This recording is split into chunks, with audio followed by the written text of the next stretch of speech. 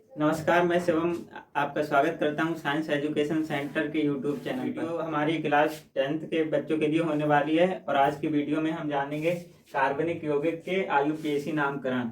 इसमें हम जानेंगे कि कार्बनिक यौगिक किसे कहते हैं और इनका नामकरण कैसे किया जाता है। तो सबसे पहले हम चलते हैं कार्बनिक यौगिक को जान लेते हैं।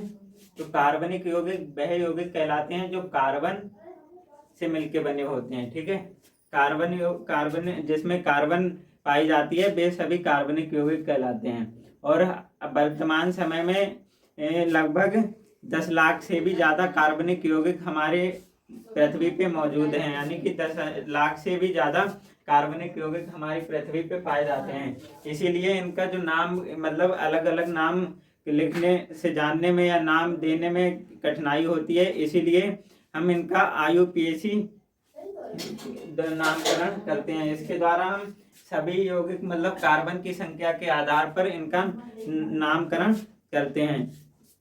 आयुपीएसी की फुल फॉर्म है international union of pure and applied chemistry. इसमें देखिए क्या करते हैं, किसी भी कार्बनिक यौगिक का आयुपीएसी नाम लिखने के लिए हमें कुछ चीजों का ज्ञान होना चाहिए। इनके द्वारा आयुपीएसी नाम बनता है किसी भी कार्बनिक यौगिक का। उनमें से सबसे पहली चीज जो हमारी होती है वो होती है कार्बन की संख्या, यानी किसी भी कार्बनिक यौगिक में कितने कार्बन पाए जाते हैं। ठीक है, इसी के साथ में उसमें कौन से बंध पाए जाते हैं और क्रियात्मक समूह कौन सा पाया जाता है, और इसके बाद प्रतिस्थापी समूह कौन कौन से पाए जाते हैं। इन सभी के नाम लिखकर हमें किसी भी तत्व का आयुपीएसी नाम लिख सकते हैं। जैसे हम किसी भी तत्व का अगर आयुपीएसी नाम लिख रहे हैं तो सबसे पहले हम लगाते हैं मतलब पूर्व लग्न, पूर्व लग्न, पूर्व लग्न, पूर्व लग्न, पूर्व लग्न। इनमें से कोई सा एक हो सकता है या एक से अधिक भी हो सकता है पूर्व लग्न। इसके बाद में उस यौगिक के देखते हैं कि उसमें कितने कार्बन पाए जा रहे हैं। अगर कार्बन 1 पाया जाता है तो मेथ लगाते हैं, 2 पाए जाते हैं तो एथ लगा दिया जाता है, 3 पाए जाते हैं तो प्रोप, ऐसे ही 4 अगर पाए जा रहे हैं तो ब्यूट, 5 तो पेंट, 6 कार्बन है तो हेक्स, और 7 कार्बन है तो हेप्ट, और 8 कार्बन है तो ऑक्ट, 9 है तो नॉन, और 10 है तो डेक। और ये ज्यादा भी हो सकते हैं, 10 से ज्यादा भी हो सकते हैं, लेकिन हमें यहाँ सिर्फ 1 से लेके 10 तक के कार्बन मतलब 1 से लेके 10 कार्बन वाले यौगिकों को पढ़ना है। ठीक है, तो इसे सबसे पहले पूर्व लग्न लिखते हैं और इसके बाद में कार्बन की संख्या जैसे कहते हैं बर्ड रूट, तो बर्ड रूट लिखते हैं।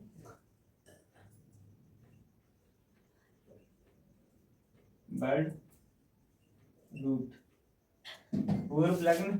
इसके बाद पूर्व लग्न में इनमें से कोई हो सकता है, और बर्ड रूट में इनमें से कोई मतलब हो सकता है।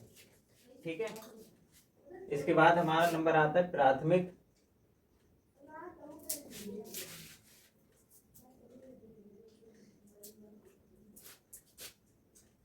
प्राथमिक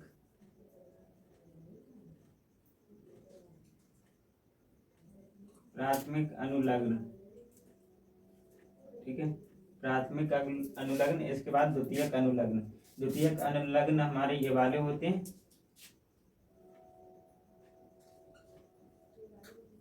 द्वितीयक अनुलग्न। ठीक है, तो आयुपीएसी नेम लिखने के लिए हमें इतनी चीजों की आवश्यकता होती है। सबसे पहले पूर्व लग्न। पूर्व लग्न में हमारे प्रतिस्थापी समूह हो सकते हैं ये वाले।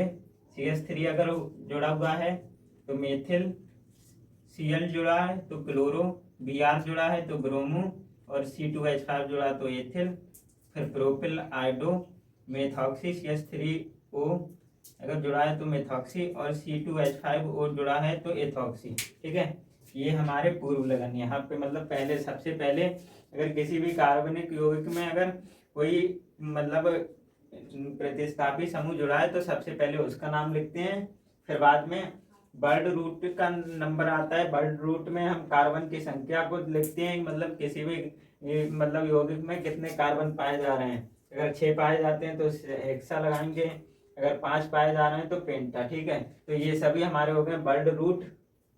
ठीक है, इसके बाद प्राथमिक अनुलग्न। प्राथमिक अनुलग्न में हम क्या देखते हैं कि कार्बन, ये जो कार्बन मतलब हैं इनके बीच में कौन कौन से बॉन्ड पाए जा रहे हैं।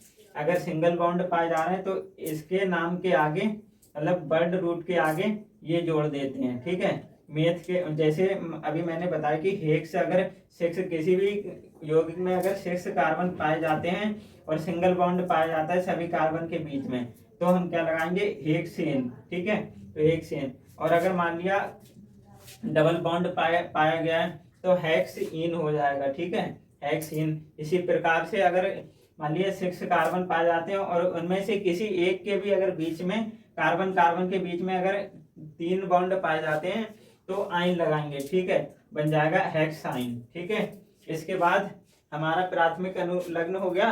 अब द्वितीयक अनुलग्न में क्या होते हैं, इसमें क्रियात्मक समूह जिसे फंक्शनल ग्रुप कहते हैं। इसके मतलब इन आइन या इनमें से कोई एक लगाने के बाद फिर बाद में इसका नंबर आते हैं, इसके नाम के आगे इनमें से जो भी मतलब फंक्शनल ग्रुप पाया जाता है उसका नाम लिख देते हैं। जैसे माना कि अगर 6 कार्बन के मतलब इसमें मतलब ये वाला ग्रुप लगा हुआ है तो ऑइक अम्ल लगाएंगे। ठीक है, और अगर एल्डिहाइड ग्रुप जुड़ा हुआ है तो अल लगाएंगे, हाइड्रोक्सी ग्रुप जुड़ा है तो ऑल लगाएंगे, और कीटोन ग्रुप जुड़ा है तो नॉन लगाएंगे। इसी प्रकार से अगर एमीन जुड़ा है तो एमीन, और CO से NH2 एमाइड पाया जाएगा तो एमाइड लगाएंगे। ठीक है, लेकिन कभी कभी ऐसा होता है ये जो है मतलब अनुलग्न की जगह पे मतलब कभी कभी ऐसा होता है कि मतलब ये पूर्व लगन का भी काम करते हैं। पूर्व लग्न, पूर्व लग्न मतलब तो हम क्या नाम लिखते हैं, तो हम इसे अगर इस ये वाला ग्रुप पाया गया है अगर पूर्व लग्न के रूप में तो हम इसे कार्बोक्सी लिखेंगे। अल पाया गया तो इसे फॉर्मिस लिखेंगे। OH ग्रुप अगर पूर्व लग्न के रूप में पाया जा रहा है तो हाइड्रोक्सी लिखेंगे, और नॉन को कीटो लिखेंगे, एमिनो लिखेंगे इसे, और इसे एमाइड को लिखेंगे कार्बोमाइल।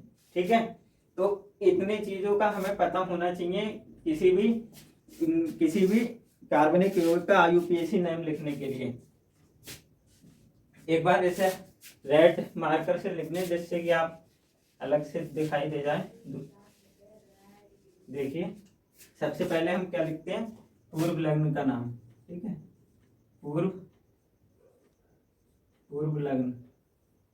ठीक, पूर्व लग्न। फिर बाद में हमारा आता है बर्ड रूट। फिर बर्ड रूट जिसमें हम कार्बन की संख्या बताते हैं। ठीक है, इसके बाद हम जोड़ते हैं प्राथमिक अनुलग्न।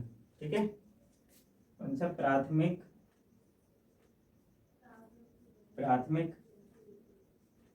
अनुलग्न। प्राथमिक अनुलग्न, इसके आगे फिर हमारा आता है द्वितीयक अनुलग्न।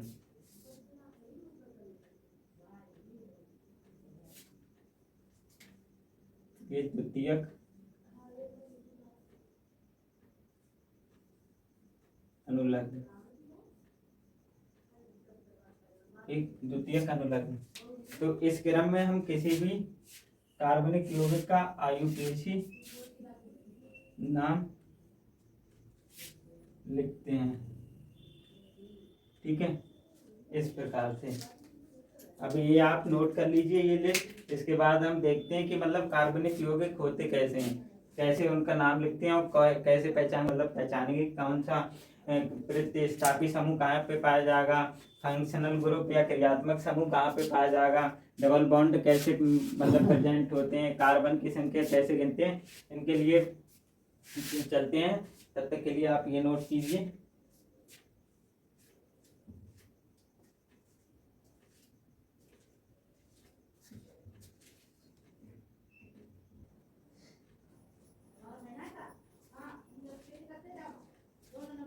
तो आशा करते हैं आपने नोट कर लिया होगा। अब हम चलते हैं अपने कार्बनिक यौगिक की तरफ, जिसका हम नाम IUPAC नाम लिखेंगे। सबसे पहले हम देखिए बता देते हैं कि मतलब कौन कौन से पार्ट पाए जाते हैं एक कार्बनिक यौगिक में।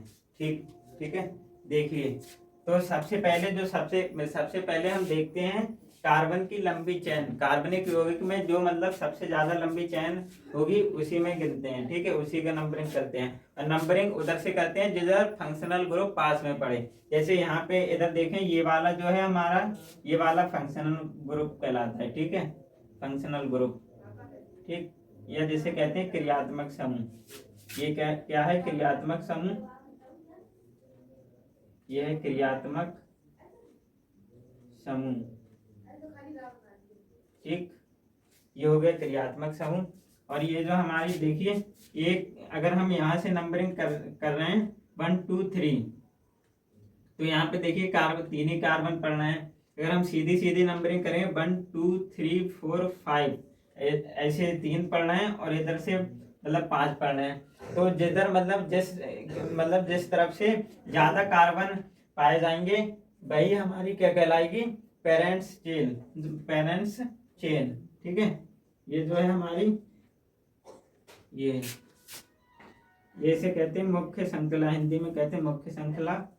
ये देखिए, ये हमारी है मुख्य चैन। ठीक है, और ये है हमारा फंक्शनल ग्रुप इसी चैन में। ठीक है, ठीक, ये हमारी हो गई मुख्य चैन, मुख्य चैन या मुख्य श्रृंखला। ठीक है, ये हो गई मुख्य श्रृंखला, ये हो गया क्रियात्मक समूह, और ये हमारा कहलाता है प्रतिस्थापी समूह। ये है प्रतिस्थापी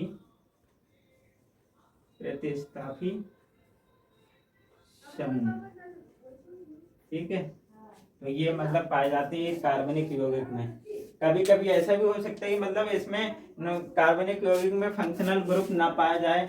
जैसे हमारा ये देखिए, ये है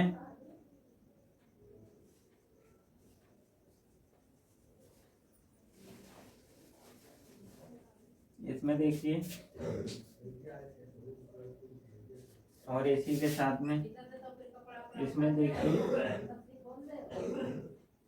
ये है, और इसी के साथ में हमारा ये है। ठीक है, इसमें क्या देखते हैं, इसमें सिर्फ कार्बन और बॉन्ड पाए जाते हैं। ठीक है, तो ये भी हमारे कार्बनिक यौगिक हैं। ठीक है, लेकिन अगर कंप्लीट मतलब कुछ कार्बनिक यौगिक ऐसे होते हैं जिसमें फंक्शनल ग्रुप भी पाया जाता है और प्रतिस्थापी समूह भी पाया जाता है। ठीक है, तो हमने इसमें मतलब, तो हम देखिए इसमें सबसे पहले किसका नाम लिखते हैं। सबसे पहले हम क्या करते हैं, IUPAC नाम लिखने के लिए चैन का मतलब चैन में कार्बन को नंबरिंग देते हैं। मतलब कैसे नंबरिंग देंगे, देखिए ऐसे फंक्शनल ग्रुप की तरफ से नंबरिंग करते हैं पहले। ठीक है, यहाँ पे 1, फिर दूसरा कार्बन, ये तीसरा कार्बन, ये चौथा कार्बन, और ये 5वां कार्बन। ठीक है, ये 5 कार्बन है इसमें। लेकिन हमने सबसे पहले किसका नाम लिखना है? पूर्व लग्न। और पूर्व लग्न यहाँ पे क्या है? ये है पूर्व लग्न प्रतिस्थापी समूह। तो पूर्व लग्न, इसके लिए हमने क्या बताया था लिखने के लिए? मेथिल। ठीक है, और इसकी हमें पोजीशन भी बताना कि कौन से कार्बन पे लिखा पड़ा है, मतलब लगा हुआ है। तो चौथे कार्बन पे लगा हुआ है, तो 4 मेथिल। ठीक है, इसके बाद हम क्या करेंगे? बर्ड रूट लिखेंगे। बर्ड रूट क्या होता है कि मतलब कार्बन की संख्या कितनी है। तो यहाँ पे देखिए 1 2 3 4 5 कार्बन पाए जा रहे हैं। ये जो है, ये हमारा जो है वो मतलब मेथिल मतलब प्रतिस्थापी समूह है, इसीलिए इस वाले कार्बन को नहीं गिनेंगे, सिर्फ चैन वाले, मेन चैन वाले कार्बन को गिनेंगे। ठीक है, तो मेन चैन में कितने? 5, और 5 के लिए जो रूट मतलब बर्ड रूट यूज करते हैं वो लगाते हैं पेंट। 5 के लिए पेंट। ठीक है, पेंट। अब देखिए, अब इसके बाद किसका नंबर आता है? प्राथमिक अनुलग्न। प्राथमिक अनुलग्न में हम क्या देखते हैं कि मतलब कौन से बॉन्ड पाए जा रहे हैं कार्बन कार्बन के बीच। यहाँ पे देखिए कार्बन कार्बन के बीच हर जगह सिंगल बॉन्ड है। यहाँ पे भी सिंगल बॉन्ड है, यहाँ पे भी, यहाँ पे भी, यहाँ पे भी, हर जगह सिंगल बॉन्ड है। तो अगर सिंगल बॉन्ड होता है तो क्या हम जोड़ देते हैं? एन जोड़ देते हैं। हमें एन जोड़ना है, तो ए एन हो गया, ठीक है। 4 मेथिल पेंटेन, ठीक है। हमने प्राथमिक अनुलग्न का भी नाम लिख लिया। अब हमारा आता है द्वितीयक अनुलग्न। द्वितीयक अनुलग्न में हम किसका नाम लिखते हैं? क्रियात्मक समूह। और क्रियात्मक समूह हमारा कौन सा है? यहाँ पे CHO है। और CHO को मैंने लिस्ट में अभी लिखवाया था। CHO को लिखते हैं अल। जब इसके आगे अल जोड़ेंगे तो ये बन जाएगा पेंटेनल, ठीक है। तो हमारे इस वाले कार्बनिक यौगिक का नाम हो गया 4 मेथिल पेंटेनल, ठीक है। तो इस प्रकार से लिखते हैं हम IUPAC नाम। देखिए, सबसे पहले हम क्या करते हैं? पहले हम सबसे लंबी चेन को चुनते हैं, फिर बाद में उधर से कारण मतलब नंबरिंग करते हैं कि मतलब जिधर से या तो डबल बॉन्ड अगर है तो डबल बॉन्ड सबसे पहले पड़ जाए, यानी कि डबल बॉन्ड को कम नंबर मिल सके, या फिर फंक्शनल ग्रुप जिधर से मतलब जल्दी पड़ जाए। तो हमने फंक्शनल ग्रुप जो है हमारा यहाँ से मतलब तो हमने यहीं से नंबरिंग कर ली, ठीक है। नंबरिंग कर ली। इसके बाद ये जो हमारा साइड में लगा हुआ बचा वो हमारा कहलाए प्रस्तापी समूह या प्रतिस्थापी समूह, ठीक है। तो हमें इसका नाम लिखने के लिए सबसे पहले हमने क्या लिखा? प्रतिस्थापी समूह का नाम। प्रतिस्थापी समूह यहाँ पे मेथिल था और कौन से कार्बन पे लगा हुआ था? यहाँ से गिनी तो चौथे कार्बन पे लगा हुआ था, तो 4 मेथिल लिख दिया, ठीक है। इसके बाद 5 कार्बन थे तो पेंट लगा दिया, पेंट, ठीक है। सभी के साथ में मतलब सभी कार्बन मतलब केवल सिंगल बॉन्ड से जुड़े हुए थे तो इसीलिए एन लगा दिया, पेंटेन हो गया। और इसके बाद ये CHO ग्रुप के लिए हम लिखते हैं एल मतलब अल। तो हमने पेंटेन के आगे अल लगाया तो पेंटेनल बन गया, ठीक है। और ये हमारा इसका हो गया पूरा नाम 4 मेथिल पेंटेनल। इस प्रकार से हम IUPAC नाम लिखते हैं। तो चलिए, आशा करते हैं आपको यहाँ तक समझ में आया है। अब हम देखते हैं कुछ अन्य कार्बनिक यौगिक के IUPAC नाम।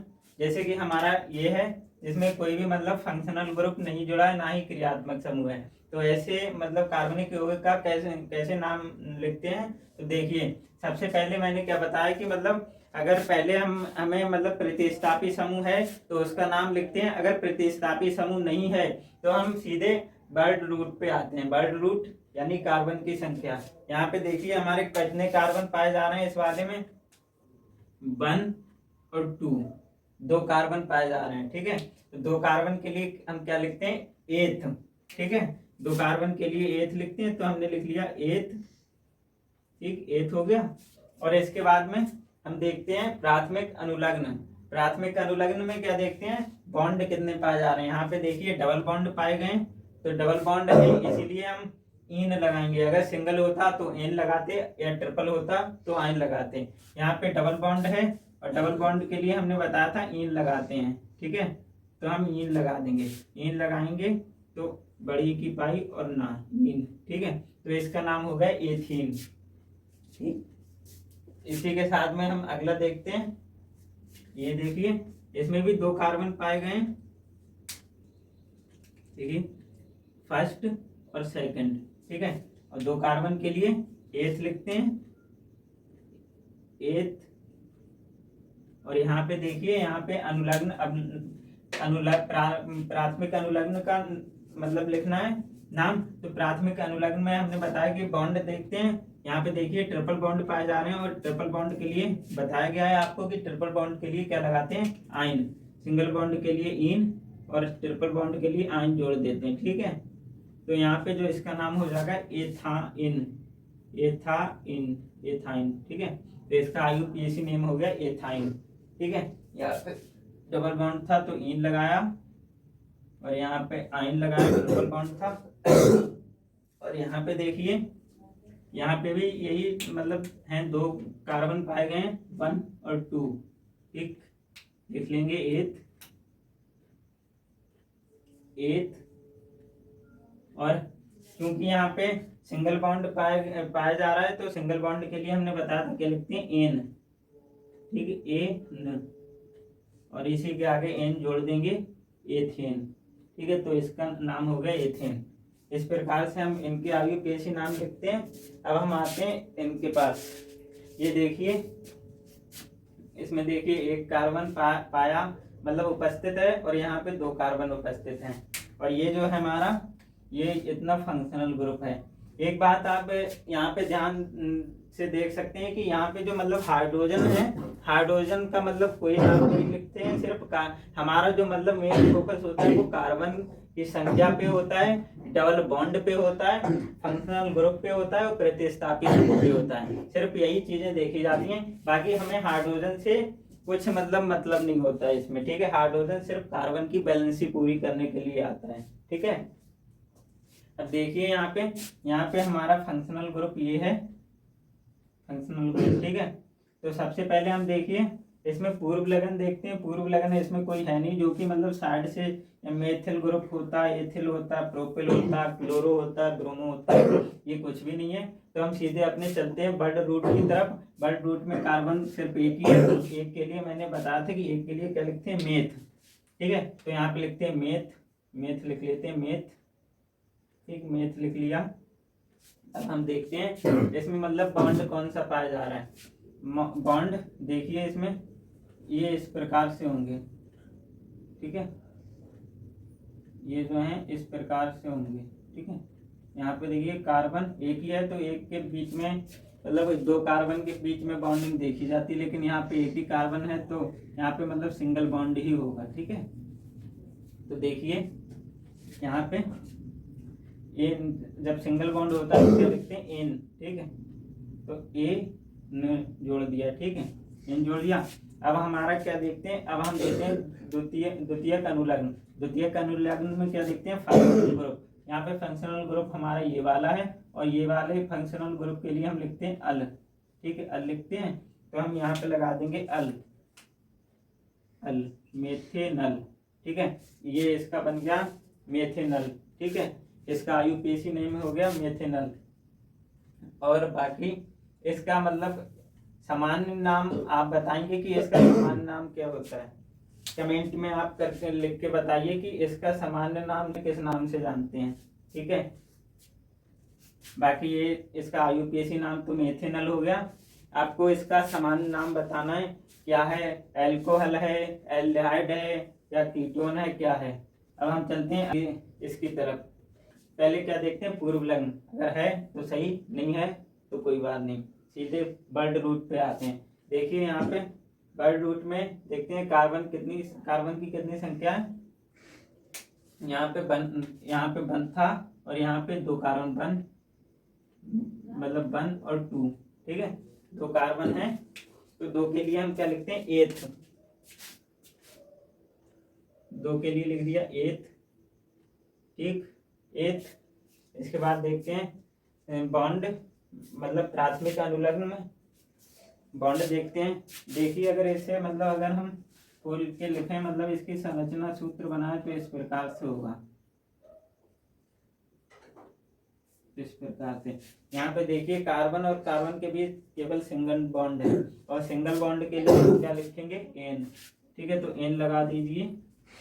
और इसके बाद क्या हम लिखते हैं, फंक्शनल ग्रुप का नाम। फंक्शनल ग्रुप हमारा ये है, और इसके लिए अल लगाते हैं, तो यहाँ पे अल लगा देंगे, एथेनल बन जाएगा, ठीक। और ये हो गया इसका नाम, मतलब इसका आईयूपीएसी नाम हो गया एथेनल, ठीक। तो नोट कर लीजिए